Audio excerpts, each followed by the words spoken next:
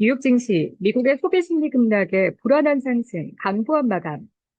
뉴욕 증시의 3대 주가 지수가 모두 강세로 마감했습니다. 연일 최고치를 경신하면서 고점 우려도 나오고 있지만 일단은 매수 우위 흐름을 유지하는 분위기입니다.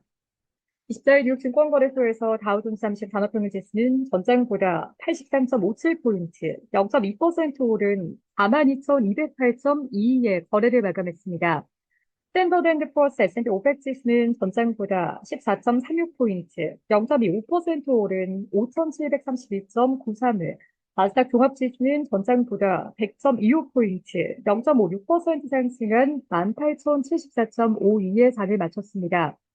S&P 500 지수와 다우 지수는 이날 모두 사상 최고치를 또 경신했습니다. S&P 500 지수는 3거래일 만에 경신이고 다우 지수는 2거래일 연속 경신입니다.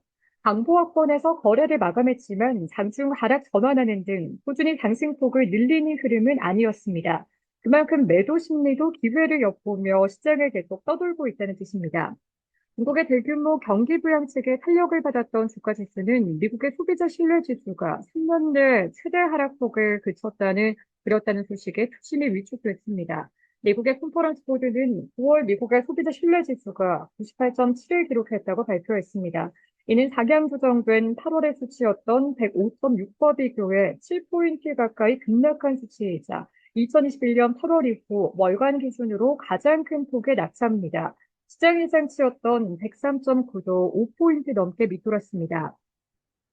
CB의 다나 피터슨 수석 이코노미스트는 지수의 모든 구성 요소에서 소비 심리 악화가 나타난 것은 고용시장 여건에 대한 소비자들의 우려가 반영된 것이라며 고용시장은 여전히 건강하고 실업률은 낮은 데다 해고도 적고 임금도 오르고 있지만 응답자들은 더 적은 근로시간과 임금 상승률 둔화, 구인 건수 감소에 반응했다라고 말했습니다. 게다가 소비자들은 인플레이션의 전반적인 둔화와 일부 상품 가격의 하락에도 불구하고 12개월 평균 기대 인플레이션을 5.2%로 높였습니다. 물가 불안감도 여전히 소비 심리의 발목을 잡고 있다는 의미입니다. 이 같은 소식에 고용 불안감이 강해지면서 주가 지수는 한때 하락세로 전환했습니다. 에버코어 ISI의 줄리언 엠마누엘 매니징 디렉터는 우리는 모든 것이 훌륭하다거나 모든 것이 장밋빛이라는 말을 듣기 시작하면 더 걱정되기 시작할 것이라고 말했습니다. 다만 소비 심리 불안으로 주가 지수는 일시 하락 전환했으나 이내 강세로 돌아섰고 강보합으로 마감했습니다. 주요 시가총액 상위 종목 중에서는 엔비디아가 3.97% 상승하며 눈에 띄었습니다.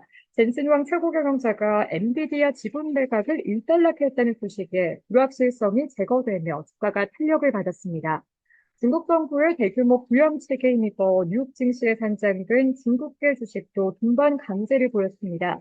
중국 정부는 기준금리 인하와 대출 유동성 확보 등을 골자로 한 통합 완화 부양책을 발표했습니다. 전자상거래 기업들인 알리바바는 7.9%, 세무의 모기업인 PDB는 11.24% 급등했습니다. JD.com도 13.9% 뛰었습니다. 중국 여행업체 트립닷컴도 8% 넘게 올랐고, 최대 검색 엔진 바이두는 7% 이상 상승했습니다. 반면 미국의 신용카드사 비자는 미국의 법무부가 직불카드 시장 독점 혐의로 소송을 준비 중이라는 소식에 5% 넘게 급락했습니다. 세계 최대 농기계 제조업체 존 디어를 보유한 디어는 공화당 대선 후보 도널드 트럼프 전 대통령이 생산시설의 멕시코 이전 계획을 지적하며 200% 관세 부과 방침을 경고했음에도 강보합으로 선방했습니다.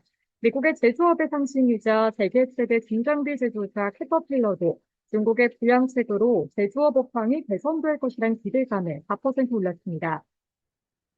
LPL 파이낸셜 수석 글로벌 전략가 퀸시 크로스비는 투자자들이 빅컷을 환영했으나 시장은 앞으로 주간 큰 변동성을 겪을 가능성이 크다라며 시장은 경제가 빠른 속도로 약화하고 있다는 징후에 매우 민감하게 반응할 것이라고 예상했습니다. 미국의 수지 심리가 빠르게 냉각되고 고용 부담감이 다시 커지면서 11월 빅컷에 대한 배팅도 늘어났습니다. 사고 승소거래소 패드워치들에 따르면 연방기금 금리선물 시장은 마감 무렵 11월 연방국외시장위원회 회의에서 기준금리가 50bp 인하될 확률을 62.3%로 반영했습니다. 25bp 인하 확률은 37.7%까지 줄였습니다. 업종별로 보면 품절이 보인 가운데 재료가 1.45% 오르며 가장 높은 상승률을 기록했습니다. 반면 금융은 1% 가까이 내렸고 나머지 업종은 조합권 내에서 승조했습니다. 시카고 옵션거래소 변동성 지수는 전장보다 0.5포인트, 3.15% 내린 15.39를 기록했습니다.